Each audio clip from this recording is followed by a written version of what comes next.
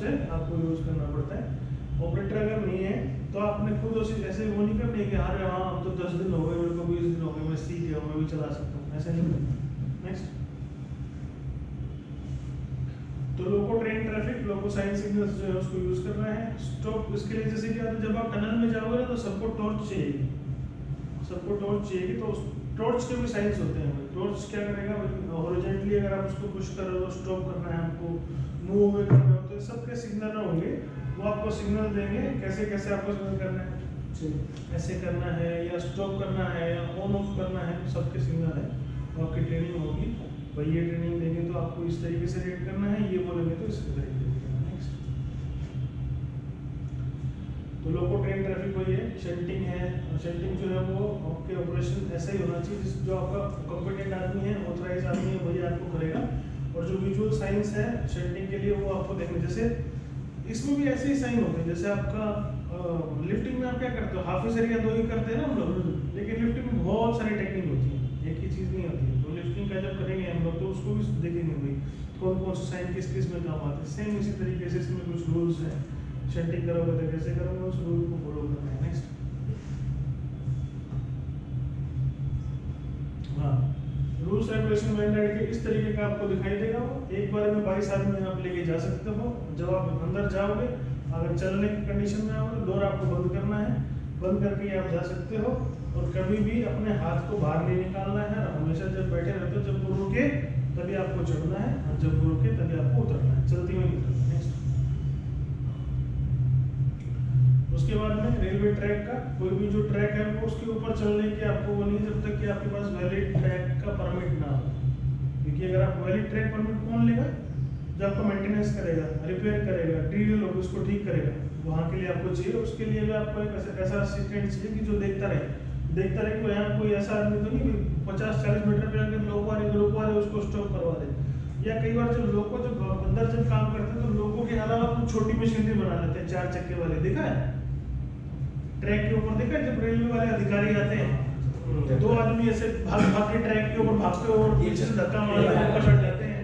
खेला वो भी चीजें चलती हैं। अगर आप ट्रैक के ऊपर काम कर रहे हो तो वो भी भारी होता है, हाथ की उंगली या पैर की उंगली काट सकता है। तो एक आदमी हमेशा रहना चाहिए जो लोगों के लिए देखेगा, और अगर साइन सिग्नल देगा आपको स्टॉप के लिए, ग्रीन सिग्नल देगा और बताएगा मैं इसको स्पीड कर लो। नेक्स्ट, और क्या क्या करना है, ये देखिए ये पूरा कन्वेयर बेल्ट है। कन्वेयर के अंदर क्या क्या हो सकता है, चेन स्प्रोकेट है, गियर है जो रनिंग कंडीशन में है, मूविंग पार्ट्स है एक तरीके से। जैसे मशीन के अंदर जो मूविंग पार्ट होता है, ऐसे मूविंग पार्ट्स हैं। आपकी उंगली आ गई, हाथ आ गया, कपड़ा आ गया, तो लूज क्लोथिंग कंपनीज में अलाउ नहीं होती है। डांगरी दी जाती है, वो डांगरी डांगरी क्या होता है, ऊपर से नीचे एक ही रहती है, नीचे घुसाओ, ऊपर से हाथ डालो, ऊपर से चैन मार दो। डांगरी दी जाती है अंदर जाने के लिए। जो अंदर काम करेंगे उनको डांगरी मिलेगी। रिफ्लेक्टिव जैकेट्स उसके साथ में, जैकेट्स स्ट्रिप्स उसके अंदर ही रहती है, इनबिल्ट रहती है। जो विजिट के लिए वो नहीं, वो नहीं पहनेगा, वो सिर्फ अपनी नॉर्मल जैकेट पहनेगा। लेकिन अगर वहाँ जाएगा तो हम जैसे आप जैसे पहनते हो 2 स्ट्रिप्स वाली वैसे करके टाइट करके पहन लेगा, लूज वाली नहीं चाहिए। लूज क्लोथिंग इसके अंदर, वैसे तो इसके अंदर एंट्री होती ही नहीं है, सिर्फ वही आदमी जा सकता है जो ट्रेंड है, जो मेंटेनेंस करने के लिए गया है, तो ऑथराइज बंदा है वही जा सकता है। सिर्फ मेंटेनेंस रिपेयर्स के लिए काम आते हैं। कोई और अगर जा रहा है तो उसके लिए इमरजेंसी रोप्स होती हैं। जैसे आपका इमरजेंसी स्टॉप रहता है ना, छोटे रेड कलर का जो बटन रहता है, ऐसे ही इमरजेंसी रोप रहती है, उसको आप खींच दो, बंद हो जाएगा। हाँ, तो वो ऐसे रहता है और बंद कर देगा। अगर रिस्टार्ट भी तब करना है जब आपको सब तरीके से जब ग्रीन सिग्नल मिल जाए, तभी आप उसको रिस्टार्ट कर सकते हैं। उसके बाद कन्वेयर में क्या क्या हैजार्ड हो सकते हैं, क्योंकि वो मूविंग है, साथ में वो कीचड़ लेके आ रहे हैं तो स्लिपरी होगा। जब भी कोई स्पिलिंग जो है, आप स्पिलिंग मतलब फिसल ना जाओ, तो वो ऐसा एक्सीडेंट ना हो जाए, इसके लिए आपको बोला जाता है कि भैया आप ऐसे जूते पहनो या ऐसी क्लोथिंग पहनो जो इसके अंदर ना पाए। जैसे हमने डिस्कस कर लिया है, आपके हाथ और बॉडी को हमेशा क्लियर रखो। और कोई भी जैसे आदत होता है सहारा करके खड़े हो, नहीं ऐसा मत करो। टीवी के अंदर जाओगे तो कोई भी मूविंग पार्ट हट करके अंदर ले जाएगा, तो ऐसे नहीं करना है। ऐसे बहुत सारे इंसिडेंट हो चुके हैं। नेक्स्ट, उसके बाद सेगमेंट हैंडलिंग। सेगमेंट हैंडलिंग भी वही करेगा जो ऑथराइज आदमी है। ये बेसिकली क्या करती है, मशीन ही करती है। अभी आपने देखा था ना वीडियो के अंदर, आपने सेगमेंट्स उसके पास तक पहुंचा दिए, उसके बाद उसके अंदर वैक्यूम रहता है, वो अपने आप सब करेगी, उसको उठा के जहाँ पोजीशन देना वहाँ पोजीशन दे देगी, नट बोल्ट करेगी, खत्म कर देगा। टीबीएम जो है ना, सबसे सेफ और सबसे सुरक्षित तरीका टनलिंग का। क्यों है सबसे सेफ, सबसे सुरक्षित? आर्मियों की मूवमेंट, आर्मियों की इन्वॉल्वमेंट बहुत रेयर है, बहुत रेयर है। जो भी कुछ करेगी मशीन करेगी। आपको सिर्फ जो आर्मी मशीन को चला रहे हैं उसको ही समझना है। अगर वो आपके आर्मी समझ गए तो एक्सीडेंट होने की चांस जीरो है। लेकिन छोटे छोटे एक्सीडेंट जैसे आपका डीरेल हो जाना, फ्लडिंग हो जाना, फायर हो जाना, स्मोक भर जाना, अंदर से कोई जहरीली गैस का आ जाना, इलेक्ट्रिक पावर सप्लाई का ऑफ हो जाना, कट ऑफ लग जाना, ये सब चीज़ें ऐसी इमरजेंसी हैं जो होती ही रहेंगी छोटी छोटी। उनके लिए आपको ट्रेन होना है। किस मूवमेंट में आपको इवैक्यूएट कराना है उसके लिए आपको ट्रेन होना है। इवैक्यूएशन का मतलब समझते हैं? Yes sir. अंदर से जितने भी आदमी उनको सबको बाहर लेके आना है। तो अगर कोई ऐसा है इवैक्यूएशन का आपको हो गया तो उसके बारे में भी है, आगे चलिए। हाँ, तो ये थ्रस्ट है, जैकिंग रैम्स है। ऑपरेटर जो है जो क्वालिफाइड है वास्तव में वही है, क्वालिफाइड आदमी अंदर चाहिए। और जब भी कभी ऑपरेटिंग करेगा उससे पहले थ्रस्ट रैम्प को चेक करेगा। हम गाड़ी चलाते हैं तो गाड़ी चलाने से पहले क्या करते हैं? चेक करते हैं। क्या चेक करते हो? गाड़ी ऑयल चेक करते हो, ब्रेक चेक सबसे पहले ब्रेक चेक करते हैं। ब्रेक हो गया निकालने से सबसे पहले ब्रेक चेक करो। आप लेके और धूप मचाने वाला मार दिया आपने गियर और वो रुका ही नहीं, वो ऐसा। ब्रेक और कभी भी जब चलते हो सबसे पहले तो देख लो दोनों टायर ये है हवा की तेल चेक करते हैं। पहुंचेगी कि नहीं पहुंचेगी। सही बोला। उस किसने बोला था तेल चेक करते हैं? नहीं, किसी ने बोला था तेल चेक करते हैं। नेक्स्ट, हाँ, तो ये ग्राउटिंग पंप होते हैं। ग्राउटिंग पंप क्या करते हैं? जैसे आप सेगमेंट के अंदर सेगमेंट है, एक एक करके सेगमेंट लगा, हम देखा था ना वीडियो में, सेगमेंट लगा, सबसे लास्ट में छोटे वाला सेगमेंट बचेगा। वो लगने के बाद में फिर ग्राउटिंग शुरू होगी। ग्राउटिंग क्यों करते हैं? आपको जहाँ पे आप काम करो वहाँ पे किस तरीके की मिट्टी में आपको पता ही नहीं है, तो मिट्टी को और जो अंदर जो पानी वगैरह रहेगा उसके लिए ग्राउटिंग कर देंगे। तो वो जो अंदर का जो खोखलापन रहेगा उसको पैक कर देंगे, इसलिए ग्राउटिंग करी जाती है। समझ रहे हो? जो कट कर दिया आपने, टीवी हमने कट कर दिया, सेगमेंट फिक्स कर दिया। सेगमेंट फिक्स करने के बाद भी क्या होता है, थोड़ा सा प्ले रह जाता है।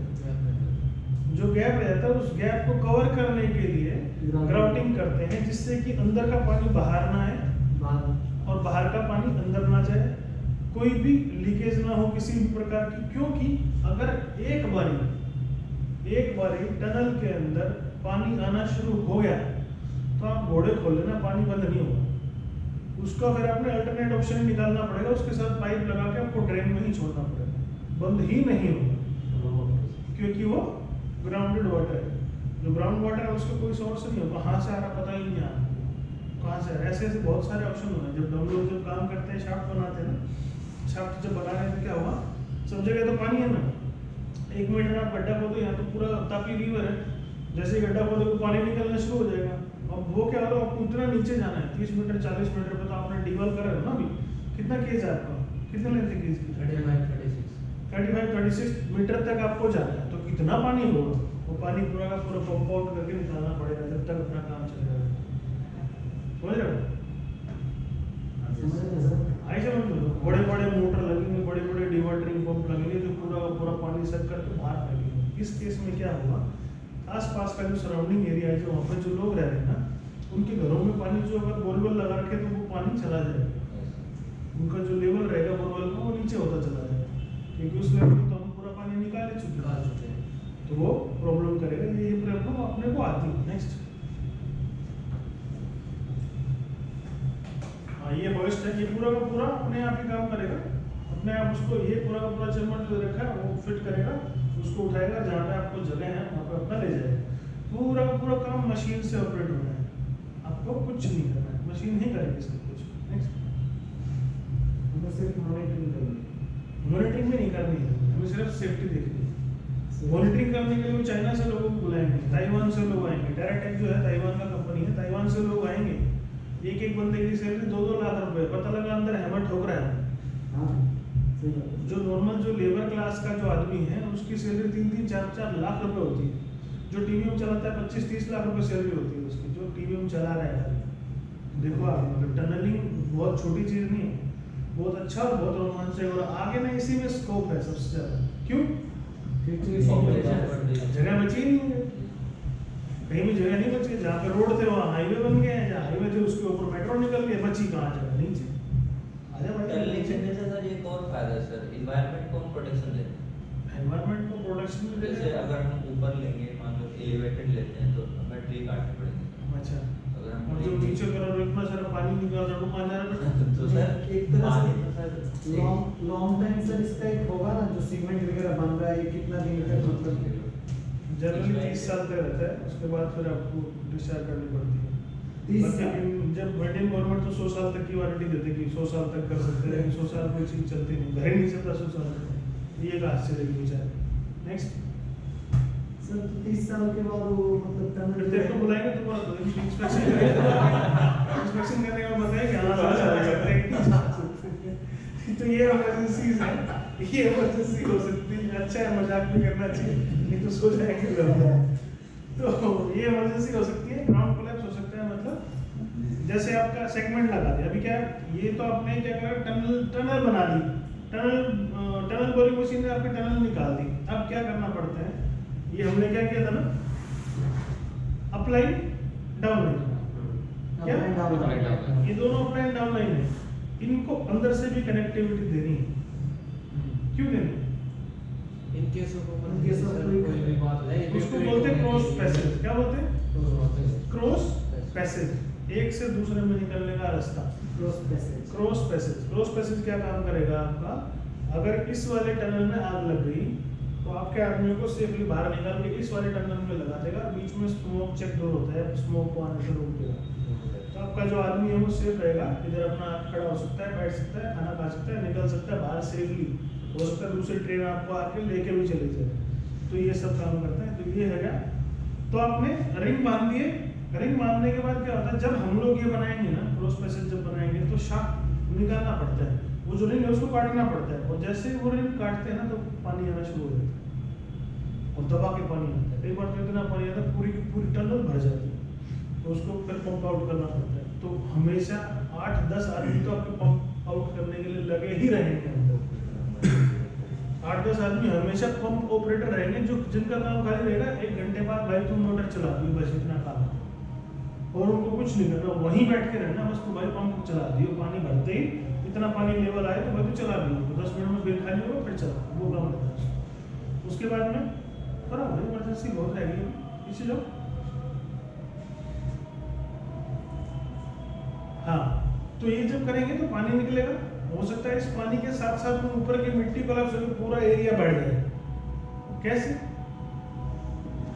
निकलने के लिए आपने बनाना था, आपने बीच का एक माल खोल लिया, इससे लेके इस तक आपको कनेक्टिविटी बनानी है। कितना लंबा एरिया है, एक आपका यहाँ पे दीवार से दीवार में कितना गैप है, दीवार से दीवार में कितना गैप है गुरु?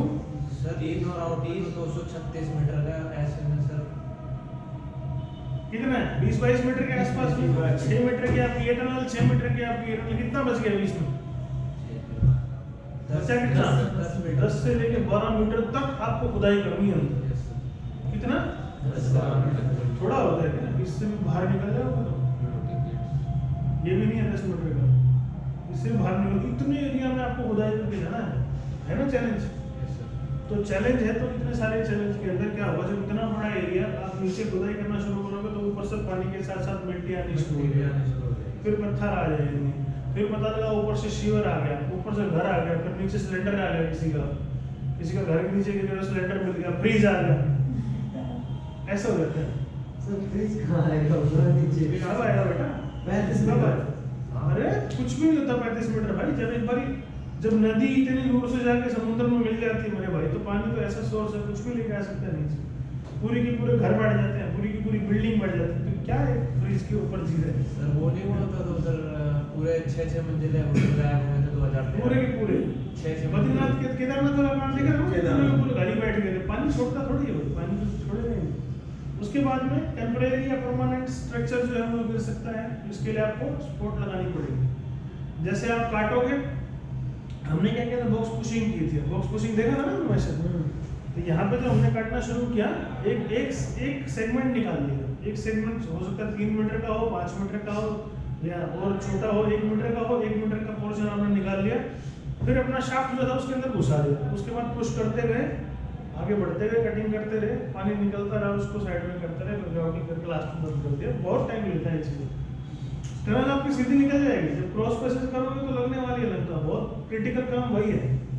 उसके बाद यूज कर रही है उसको जो हम कर रहे हैं पुशिंग वाला हाँ, क्रॉस क्रॉस पैसेज के लिए और भी बहुत सारी चीज़ें, जैसे आपका स्टेशन है, स्टेशन से आपको हाईवे पे जाना है, उसमें भी क्रॉस पैसेज यूज करते हैं, वहाँ भी लगा सकते हो। उसके बाद आपका फ्लडिंग सिस्टम है, एक तो आपको पानी अंदर से निकल ही रहा है, दूसरा आपका बरसात आ गई, बारिश आ गई, ड्रेन आ गया तो पूरा फ्लड भर जाएगा, पूरा जबरदस्त ऊपर तक आ जाएगा। ऑक्सीजन की कमी हो सकती है गैस रिलीज होने की वजह से, आग लग सकती है, धमाका हो सकता है क्योंकि आप इलेक्ट्रिसिटी यूज कर रहे हो, बड़ी बड़ी पावर लाइन यूज कर रहे हो। जितनी बड़ी पावर लाइन उतना बड़ा खतरा। इतनी बड़ी पावर लाइन होती है, इसके अंदर क्या होता है, जैसे आपने स्कैफोल्डिंग लगाया, स्कैफोल्डिंग का एक पाइप उसके ऊपर गिर गया, धमाका हो जाता, तुरंत हो जाएगा। इतना पावर लाइन के अंदर आपस में जो कनेक्शन होंगे, बुड़ूम करके धमाका हो जाएगा। ऑक्सीजन की कमी हो जाएगी, धुआं निकल गया तो